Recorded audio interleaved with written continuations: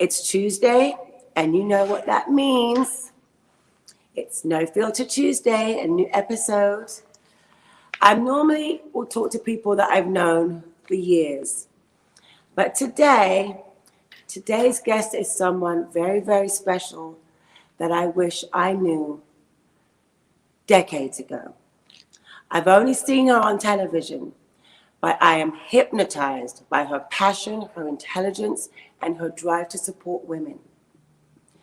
I have the utmost respect for this lady, and I cannot believe she had the time to even spit us in. She is a lawyer, a political women's rights activist. She's a wife and a mom of 3 girls. She's become a leading Black women's rights activist in my home country, United Kingdom.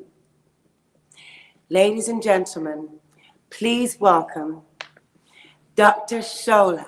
Hello, hello, hello. It's such a pleasure. Oh my I am goodness. honored to be here. Oh my goodness. We're going to have such a fun day. This is a girl crush. Absolutely. I'm girl crushing right now. How are you? I am well. How are you? I'm good. I just came back from our wonderful, beloved Nigeria and the African continent. As long as you ate good food, Naomi, you know your experience is not every complete. Day. And I gain tons from it every day. Love it. Love it. Where are you right now, may I ask? I'm in London. I'm in South London, and that's where I'm based. My part of London. Amen to that. Excellent. Thank you so much for having me today. No, please. Thank you for being able to fit us in. I know you are extremely busy, and there's so much we want to get into with you because I know that there's so much going on that you need to support and that need your support. Did I say your name okay? How was it? Not really. Okay, let me go back because I'm not going to do that. I got to get it right. Please teach me. Shola. Shola. Moss. Now, Moss. Shog. Moshog. Bamimu. 4 syllables. Shog. Bamimu. Moss. Shog. Bamimu. Listen up to this. Say my name, say my name. Say my Shog Bamimu. You know Shola's around you. Say my name, say my name. You know Shola's around you. Say my Shog Bamimu. Love. Listen, ladies and gentlemen, what more do you want? So let's jump into this. What is your personal story? Give us a little bit of your journey. Enlighten us with who you are and what you do. Okay, so, oh my goodness. I don't know how I'm going to encapsulate just over 40 years in a few minutes. Exactly. I think the beauty is when people get to hear me speak or engage with me, I think that gives them an idea of what I stand for and who I am. And they either like me or they don't like me. No wahala. As Nigerians would say, no palava whatsoever. So I'm British Nigerian. Yeah. And let's see, my background is in law, so I'm a qualified New York attorney. And my formative years, there was a period of time my parents lived in the States when I was little, and I was in Nigeria. I did my first my primary school, part of my primary school, and my secondary school in Nigeria, and I came to the UK to do my university, and I've done all my other further education. So I'm sure your parents were very proud because I know Nigerian parents are not having it. Education first. That's right. I remember when I was 14 and my father, he's passed away now. He passed away 8 years ago. And he this is what he said to me. He said, so what do you want to study when you go to university? Well, what subjects do you want to do for the equivalent of the A levels? So I said, well, I want to go into theater arts because I see myself on stage. Can you see me on stage, Naomi? Absolutely. That's what I saw. Absolutely. Follow me your confidence, please. My father was kind of like silent, and then he went, have you ever thought of being a lawyer? I said, me, a lawyer? Never. Lawyers are liars. How could you possibly think that? I never wanted to know. Nonsense. No, Daddy. What could you possibly be thinking? My father never brought that up with me again. But then 2 years later, I found myself studying law. I have no idea whether it was reverse psychology, whatever it was, but I ended up doing law because I enjoyed the fact that a lot of the things that I like doing, like talking, writing, reading, like the law, the profession, that just encapsulated a lot of things that I like doing. So it really helped me but with my Shola, skills. that's a stage within itself. That's another type of stage. That's right. That's And right. that's a good stage to have when you're victorious. And I'm a mommy of 3 girls. Three Um, girls. yes, 3 girls. What's their Oh my ages? God. They are 14, 11, and 8. They've got Oh, minds of their own. They give me their opinions every single time. I have no idea where they get it from. Don't look at me. They're like, they say things like, "Well, mommy, let's just think this through." I'm like, think what through? Do you know how old I am? Of course, I've thought it through. let's think. I like that line. Let's think this through. It's true. And aside from that, a lot of the work that I do is what I'm passionate about, is what triggers me into action. And I think that is what activism stands for. What is it that triggers you to get off your butt to do something about something? Yeah. And I don't know what emotion you have when you want to do something. I get ticked off. I'm pissed off. I'm angry about That something. I gets want me. to change it. It's You know, all different types of emotions that get me. that's right. It's sadness, That's right. it's compassion, it's Correct. anger, it's how could they let these people be this way? Why don't it goes through the gambit. Exactly. And so for me, for the longest time, it was being able to recognize in my own journey what it means to give voice to my voice, what it means to stand in my own authenticity, what it means to recognize my roots and be be proud of it. And when I say roots, I don't mean where I am from. And when I say roots, I mean what makes me me.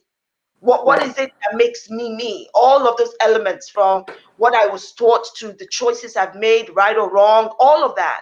And I think it took me a while to get to that point in my life where I went, you know what, I'm ready to just own this. Yeah. Everything that I am is perfect for where I am and where I need to go to. That's so right. And it's such a good thing to be able to recognize that in oneself and not rush to get something that is not ready for you at that time.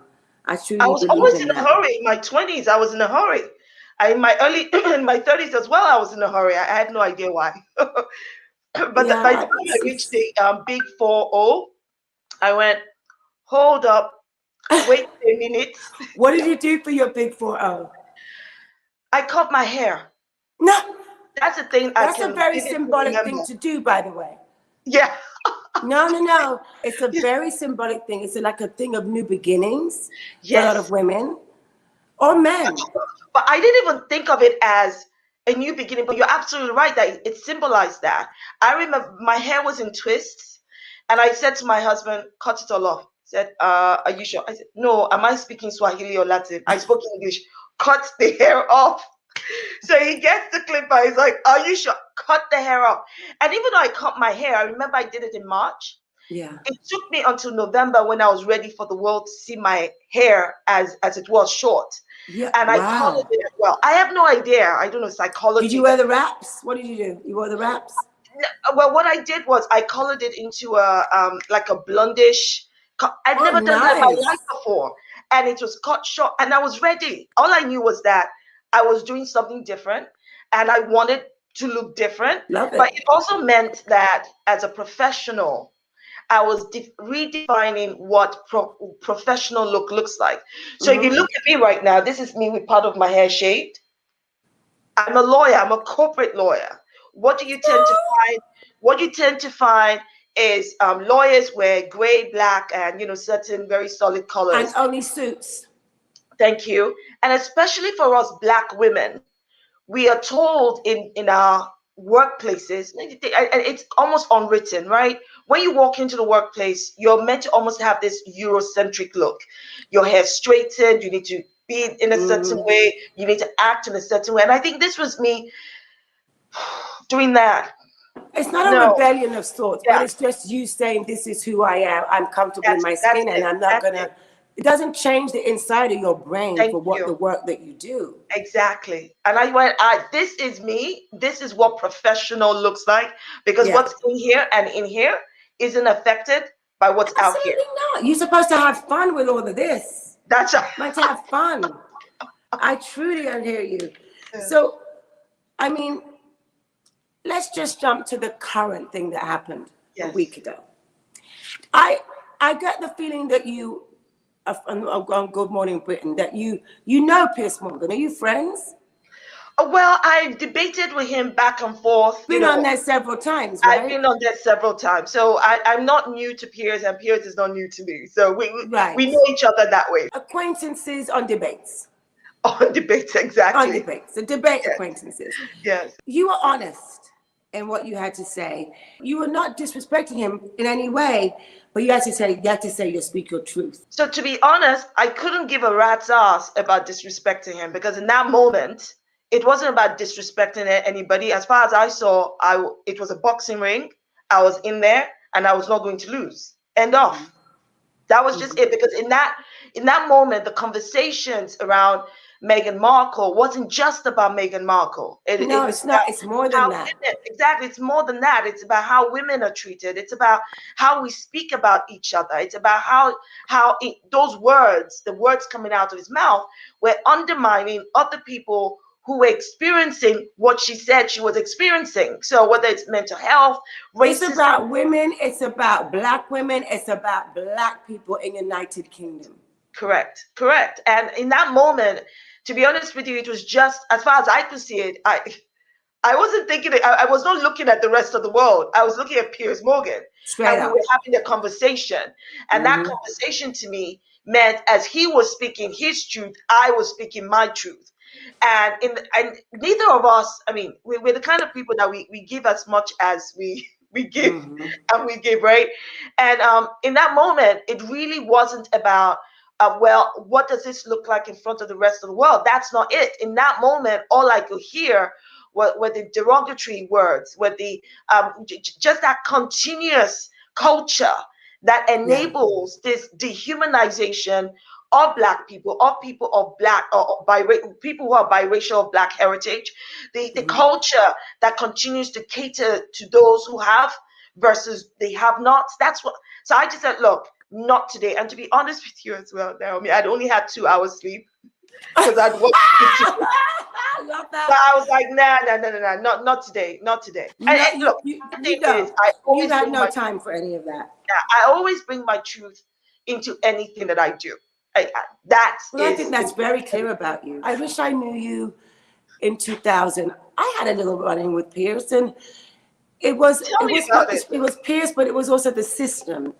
Yes. And the system of, me being in recovery and going to an AA meeting, which I think is a great thing. It's a positive thing when you can recognize that you want to go and take care of yourself. It's a safe place. And me being shunned by and made to feel ashamed of going, I'm not feeling ashamed. I'm like happy. It was a great meeting. And I have the right to come out smiling. But I didn't feel it was correct that I had to read that I am a bad person. I should be ashamed of that. So I've had my runnings too, basically with Piers and, the press, but I'm standing. And Amen to that. I didn't think I would do it because everyone told me, I'm going to fight for the rights of the privacy for us to to feel safe, to be able to go to meetings and take care of ourselves. And I did it for 3.5 years and it was draining. Wow. But I won. Amen. And it wasn't a win for me, Naomi Campbell. It was a win for all of us who are in vulnerable places that need the anonymity and to feel safe to be able to do so without being pinpointed and targeted that we're doing something wrong. Exactly. I know. I totally agree. It's unfortunate that the society we live in continues this habit. And it intersects all the time. You have the patriarchal structure that intersects with the structural racism, and that intersects with the inequality, all other kinds of inequality. So it does create a very toxic environment. But I have to say something, Shola. I don't want to say, would they have done that to a white person? Go into a meeting back then. Many well-known people went to meetings. No problem. So it makes you think. Yeah, it does make you think. And it also if you think about the intent behind it, it's the intent, and then the The language intent. used to describe the person, the language, the rhetoric being used. What is the overall? The bottom line is, it is clear that particularly here in the United Kingdom, the British press love to profit over people's downfall, over Misgivings. flaws, over their hard times, as though that should be something we should be celebrating. No. But you see, the reason they do it, let's be honest here, the reason they do it is because there's a market for it. There's clearly an There's a audience market. I mean, I love within my the public. country. I love Mm, that. I love my country. I do. I sometimes feel like I'm not embraced by my country. But it mm, doesn't stop me from knowing who I am and where I came from. Keep going correct. forward. Correct. And look, bottom line is, you and I know there are going to be people who like you, and there are going to be people who don't like you. I'm of this firm Understand? belief that God has given me the right number of people in my life to be there to stand by me, stand in solidarity. If one walks out, God will bring another one in. So I really don't need to worry about where I land, because I will always land safely. So I'm always like, oh, you don't like me? Join the queue. You see that queue over there? Go and join it. Go and join your mates. Let's see how far that gets you. Oh, you're hilarious. I love you. I also read that you said your husband deserves an award being married to you. I think that is so endearing. He does, because Naomi, I am hard work. Let me not lie. I know I am hard work. And you know what, Naomi, I did warn him. I did. Well, look, we met when we were in university. It was his last 6 months and my first 6 months into that university. And he really, really liked me. I'm like, okay. And he was like, look, I really want to go out with him. I'm like, okay. And I said, look, I'm hard work. He said, look, just give me a chance. Just give me a chance. All right. But the moment, the moment I give you a chance, there's no going anywhere. 6 months later, he was like, oh my God, you want me? I said, you are not going anywhere. There's nowhere to go. Now that you are here. So we've been together for over 20 years. So That's I mean, when I fantastic. was 17, he was 21. That's fantastic. I love that. Please send him my love, because behind you stands a great man. And the support is, you said you're rooted and you see it. You Amen. know, Amen to that. what is the future of Mm, women and England, and how there's a lot of changes that need to be implemented, Shola? yeah. Where do Yeah. you start? Where do you begin? Okay. Can I just say this? And this is not just for the UK. It's not just for the British society. It's also for the American society, because there's just so much similarities between, Absolutely. the patriarchal structure is pretty much rooted the same, right? But what I find, I mean, yes, we've had incremental changes. 100 years ago, women got the right to vote. And people are still talking about, like, oh, that's the biggest thing since, sliced bread. I'm like, hold up a second. We may have gotten the right to vote 100 years ago, but tell me where the real differences are, when we still have gender pay gap, when we still have real issues around domestic abuse, women still being treated as a weaker sex, and not being recognized for the contributions we make into society. All of these things matter, especially when you then break it down into the marginalized voices. So women are marginalized, but within that marginalized group are further marginalized people, women who are Black and ethnic Mm, minorities. Because mm. even when you think about the fact that anytime we say, okay, a woman must be on the board, generally it's a white woman that will be put on the board first. Think about that.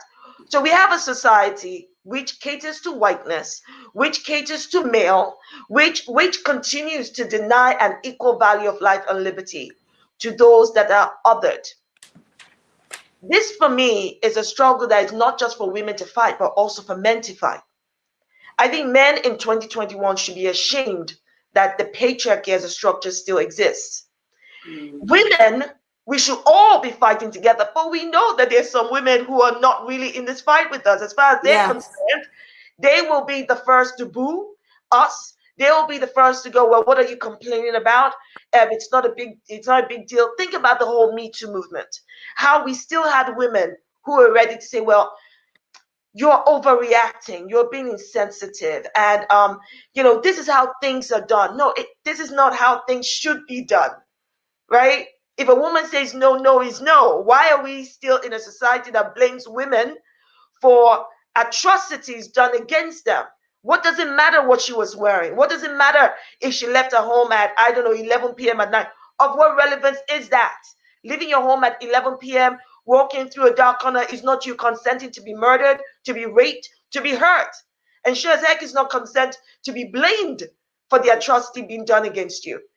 That is the society we live in. Now, I do have hope. Don't get me wrong.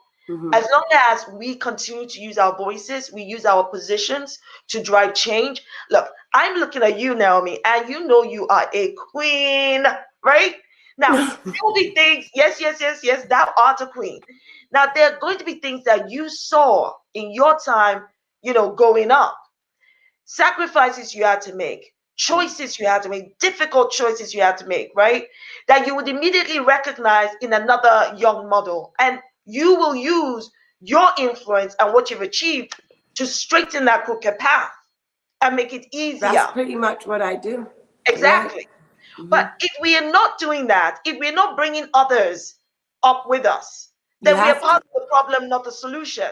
People you always have to bring the others. You have to share it. You have to pass it on. I am always like, look, the word empowerment is so overused. I'm like, no. Women are already empowered. Don't you know that? Oh, we need to empower women. No. We're already empowered. This is the time to power up women. It means when that position is coming up on the board, don't say, well, maybe John will be good for it or James will be good for it. You need to say, how about Shola or Naomi? How about Stella? How about Sophie? It's about powering up. And I have to tell you what you're saying. I 100% agree, and I'm going to tell it straight. Recently, since last June, July, I've been having a few phone calls from friends saying, "Oh, we've just put a person from Nigeria or the person on the black person." I'm like, but why you got to pinpoint that? You should be doing that anyway. If they are right and have the qualifications for that job, for that gig. Correct. They should be on that board. Correct. Why is it like it's not, you know what I mean? But that's because the society we live in right now, it's like we have to force diversity and inclusion into people's subconsciousness, which is why you have all those tick box exercises. I mean, I feel bad to keep I feel like, oh my God, here she goes again, diversity, inclusion. But I can't, I try I try to say it in different ways, but it's the action also, the action is very important. The action is the most important thing. And that's why when what I'm about to say next, when I say people go, what does she mean? I'm like, look, thank you for your equal opportunities, but your equal opportunities does not translate to equal outcomes. I'm out of here. I have no time for this. Don't tell me you're giving me an opportunity when it won't translate to an equal outcome. That I have to fight twice as hard to get an equal outcome, and somebody else who's got the same so-called opportunity is rising higher. There's nothing. Oh, hallelujah to hear you say this. Music to my ears. Been through that. And a lot of people are still going through that. And I think as long as we continue to speak up about these things and be very vocal about it, I'm confident we will see change. Now, how much change, I don't know. But I know that if I'm not talking about it, I'll be restless. If I'm not doing something about it, I'll be restless. So if I'm honest, it's not necessarily about when change will come that will give me satisfaction right now. It is the fact that I'm doing something every single day to bring about that change. So whether that change comes in my lifetime or afterwards, I will know just before I go meet my maker that, you know what, I have few regrets because I did it my way. Oh, wow. I mean, what were you like as a child? Were you like? Oh, Lord. Okay. Troublesome. Yes. Noisy. Yes. I remember my father telling me that when I was about 6 or 7, I led my classmates to lock the headmistress in her office. I said, why would I do that? He said, well, you were asking for more food and you were not happy with the food that he given. At school, That's the only, protesting at 6? How old?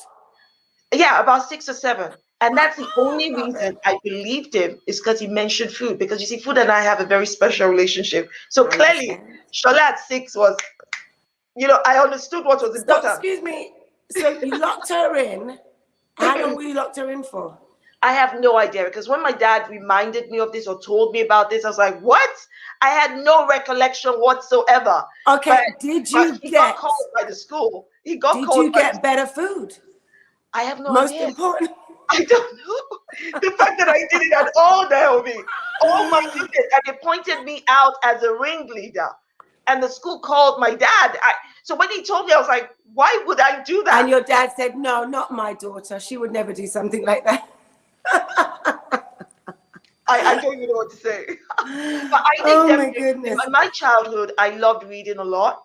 Mm-hmm. I grew up on books written by Enid Blyton, so Wishing Chair, Power Retreat. Me too. I read, I mean, so many. I read Nancy Drew's. I loved all the mysteries and C.S. Lewis. yes, I just loved all of them, and I read a lot of African literature as well. So it's that helped to build my bank of experience through books and of course through my relationships with people. Yeah. But I loved it. Reading books was just one of my favorite things, and I love dancing. So I you love love to dancing. escape into the fantasy, into another world, and you love dancing. We should have been, I mean, I'm older than you, so but we should have been, I wish you were my time. I wish you were my friend. Oh no, I can be no, don't you and I will do a TikTok video together and do one of those TikTok whatever dances.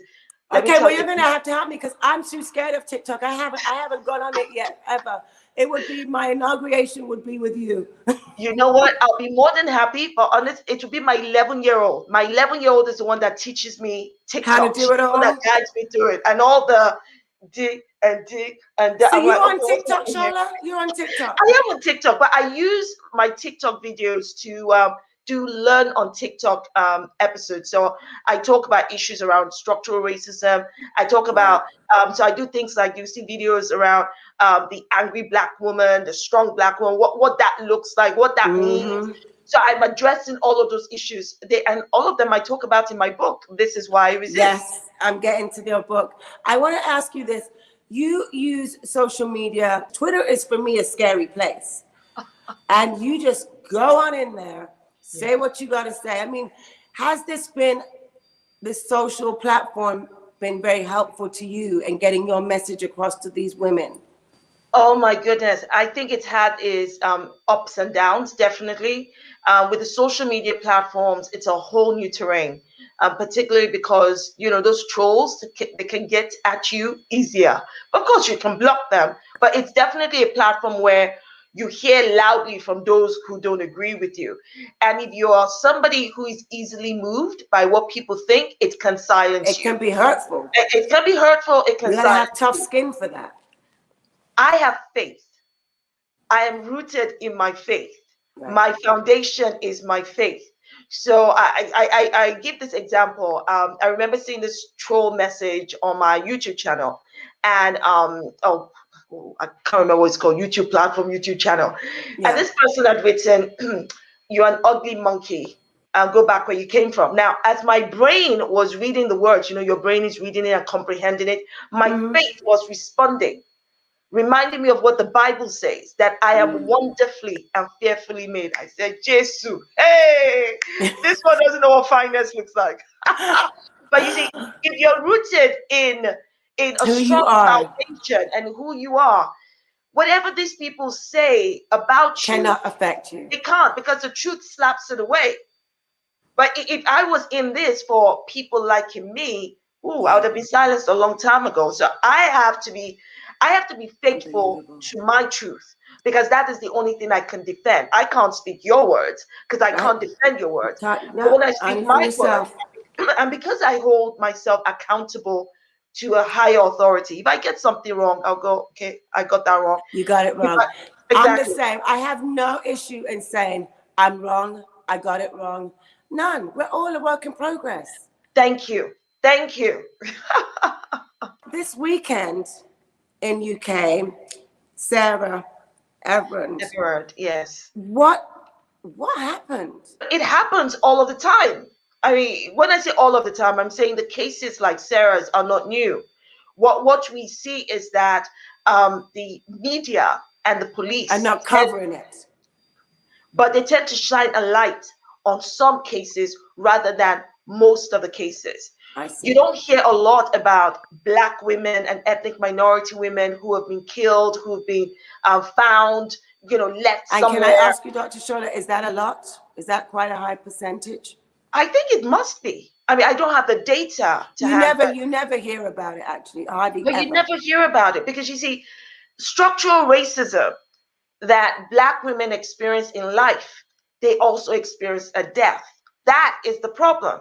So when the media shines a light on white women missing, white women killed, white children missing, white children killed, but don't afford the same equal exposure when that happens to Black children, Black women, that is that structural racism speaking through. When, Sarah's passing, her murder, every one of us should feel it. Black, white, brown, we should all Green, feel yellow, it. I agree. Yeah, I mean, what happened to her could have happened to any one of us. It's unacceptable. I mean, you feel it deep in your soul that how can she be living her life, her choices, going home, and then she gets murdered because we live in a society, a patriarchal society that enables some men to violently deny women their liberty and their lives. That's wrong. Think about it. And during this whole process with Sarah, some people were already blaming her. Some people were already asking why she was walking down, a dark place. Why did she leave at this time? What was she wearing? Of what relevance is that? Imagine now if Sarah was Black. Not only would people not be talking about it, but even if it came up on the air, they would have much worse to say. And then this is the reality that we have to deal And with. this is the reality, and not only that, we've lived it and we've seen it. We've seen it. We've actually seen it. So we go on what we experience of what we've seen, and that's the truth. That's the truth. And then what we saw last Saturday with the excessive use of force by the police. So there was a gathering. It was a peaceful vigil where women were gathering together to stand in collective grief for Sarah and other women that have been lost to male violence. It turned to utter chaos because the police decided to be insensitive. They decided to violently assault women at their most vulnerable time. It just made no sense. That was the patriarchal. It's the most vulnerable time, first of all, with all what they're going through in this challenging time, period. And for those women to get ready to go out there, to leave their homes, to risk their health because they feel so deeply and are so hurt by what happened to Sarah. I mean, isn't that tell you enough? I know. You can't come there with aggression. Yeah, but that's what they did. They did that because that suited the narrative, the sweeping powers that's been given to the police by this current Boris Johnson government. And that totally undermines our power to our civic rights, our democratic right to protest. There's just so much going on. Politics itself is reflecting the same structural racism, all of that divisive politics you see, from the Trumpism to the Brexitism, especially under Boris Johnson, is reflecting a lot of the structural racism that we see today. It's white identity politics. What are you feeling in the sense of, is this about to break? Is there going to be like people can only take so much. Yeah, but you see, people have been taking this for a long time. What I definitely sense within me is that I think we've reached a point where we must, especially those who know what right is right and wrong is wrong, we need to keep calling these things out. When people start using words like, it's freedom of speech, they use freedom of speech to attack what they refer to wokeness. I mean, they just totally changed the narrative of being aware of social injustice, social inequality. They just changed that whole narrative because, why? And I addressed this in my book. Because those who don't want to change the status quo, their way of life is predicated on denying Black and ethnic minorities an equal value of life and liberty. That is the reality. White supremacy is showing its face in all forms. And if you're oblivious all over the world. Exactly. If you're oblivious to it, if you refuse to recognize that this is a real fight, then you are part of the problem. This is why when I get into debates, whether it's televised or not, I am very, very clear about where I stand. So I refuse for those who are at the ABC 1, 2, 3 do re mi level of racism to pull me back with their stupid arguments and you know, and their ignorance. Definitely ignorant stance, because you see, ignorance is one of the catalysts for but one of the when I use facets the for word sure. ignorance, Naomi, I'm being kind. No, these people are outright racist or enabling racism and feeding white supremacy. So what they want to do is hold us back at that level, as though we should be spending time educating them. And I'm like, hold up a second. I'm at the calculus level, the Pythagoras theorem level. I don't have time for you. And you are not going to exhaust me by making me spend time arguing with you, like I'm, throwing saliva at a wall. And that's what they want to do. And so that you forget the message of what you came there to deliver. Thank you. No. That's the most important, that you get your message across, that you deliver. Thank you. Because I am only human. I am only human. So if I spend a lot of my energy fighting with people who want to zap my energy, how am I going to have the energy to fight on the front line? Don't get me wrong. There are times I will get into that boxing ring with some of these ignorant people, but there's a time and place, and that time and place is not when you ought to get your message across. So all I'm saying is I put them on notice. If you come at me in the arrogance of your ignorance, I will verbally shut you down. Period. Because when the good Lord was giving out patience, Shola was not in that queue. I just was in the queue. Maybe I was putting my face with God either. I didn't get any. Why can I have some?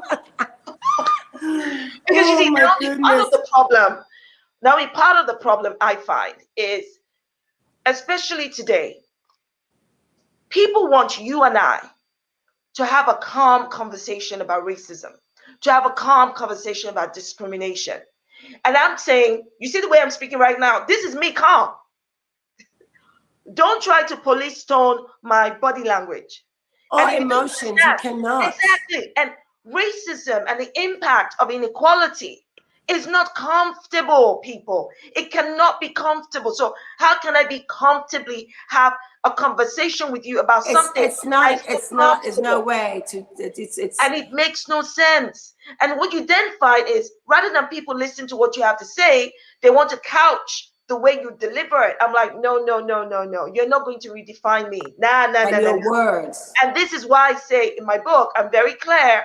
It is time to deconstruct the miseducation of the Black woman's identity.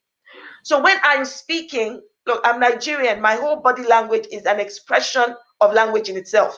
You can't now tell me I shouldn't speak the way that I am born to speak. My hands, my mouth, my whole body language is exuding what I'm trying to say. You have to be you in every sense of the word. So everybody, you need to get Dr. Shola's book.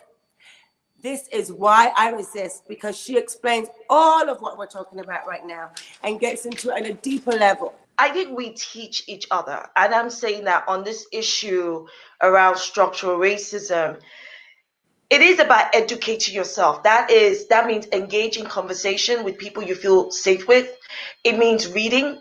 It means opening your eyes and being more observant of your surroundings, and understand how racism has evolved.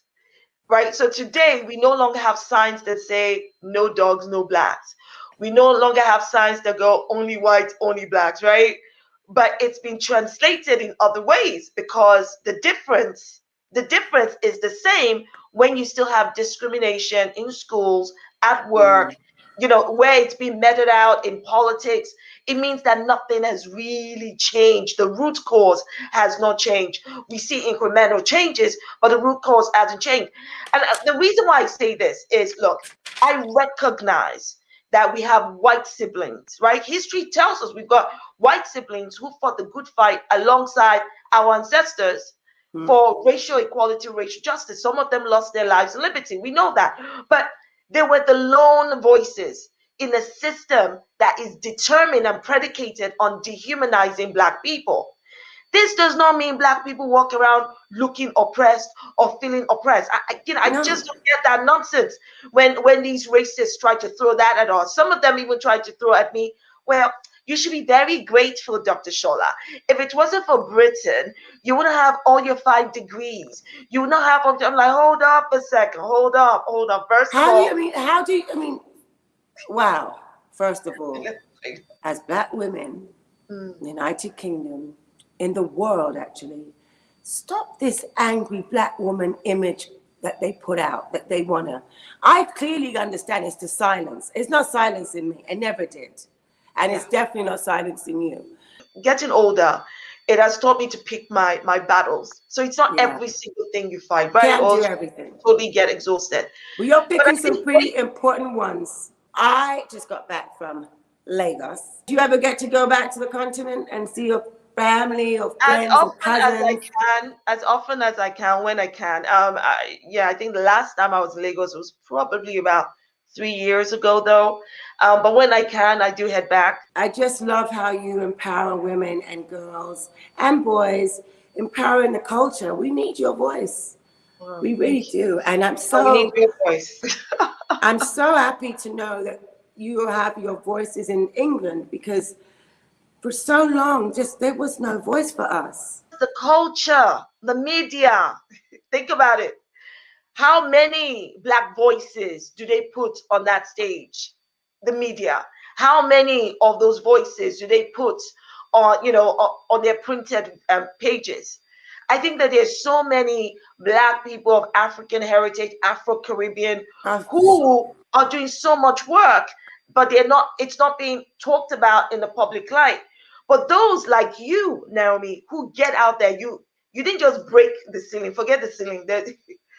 You are dealing with the sky right now, right? Those of you who broke it out there was then that expectation and definitely the pressure to use that position, your influence, to speak out as much as you can on the different issues that as they arise. But of course, it cannot all be put on you or on every other Black person. That you see what? Like you said, you pick your battles, and you know. Yeah. Do you feel like your book will ever become a movie? Would you like to see your book become a movie? I would like to see it as a documentary. Yes, because I think that there's so much on the screen. I think there's so much that people learn better visually, because some people, they like to watch rather than read.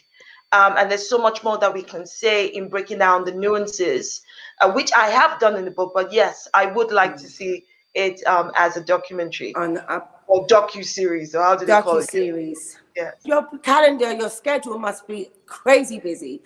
But how is this being on the show circuit? You like doing it? Yes, only because I'm very careful. My thing is that I'm not on show for show's sake. I'm on a platform to deliver a message. There's something that needs to be done. If it's just for the sake of doing, then you don't need me. Exactly. But if there's something that needs to be said, I'm happy to be there. But I am not your rent and angry Black woman. No. Yes, that's what I want. Thank you. Now, that's exactly what I wanted you to say. Everyone, please get and read This Is Why I Resist. If you love this episode, this is going to be a whole lot more. If we were not in COVID right now, oh my God, I cannot wait to get to meet you in person. I cannot wait. Please, can we have a cup of tea? Oh, tea. Naomi, me, I don't do tea. No. What do you drink? We will do jollof rice. We will eat jollof rice. Then we'll flush it down with some wine. Foodie. I'm much more of a foodie. Can you do Everard? Hey, with the fish? With the fish? No problem. And a goosey. Egusi, okra, and ogbono with some amala. I made a goosey. I got to learn how to make a goosey when I was in Lovely. Nigeria. So good. Oh my God, the Oh, palm oil. Oh my God. oh, it's But the delicious. palm oil can make you put on the pounds. You have to be Definitely. careful of the palm oil. This is why, Naomi, when I go home, any thoughts of any worries about putting on weight, put that all aside. I go Forget home, about it. forget that. I go home to have a good time from the suya, the snacks, Oh, the eating the suya. proper food. To, Coca-Cola in I find Coca-Cola in Nigeria. I don't know why it tastes different Does from it? the one I Don't don't know drink it. why. Apparently it does.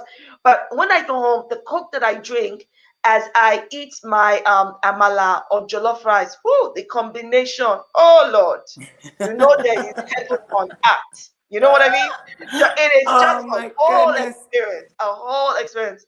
Dr. Shola, thank you Thank so you. Thank much. you. So wonderful to meet you, Naomi. It's really a Honestly, really, pleasure. Thank thank you you. so much for your time and being on No Thank Filter. you. I'm really grateful. Thank Thank you. you. Thank you. There you go, ladies and gentlemen. Dr. Shola, a force. And I honestly don't even want to stop talking to her because it's such an education and it's such truth that a lot of people don't want to say. I hope you liked today's episode. Please like the video and please subscribe to my YouTube channel. Brown Girls.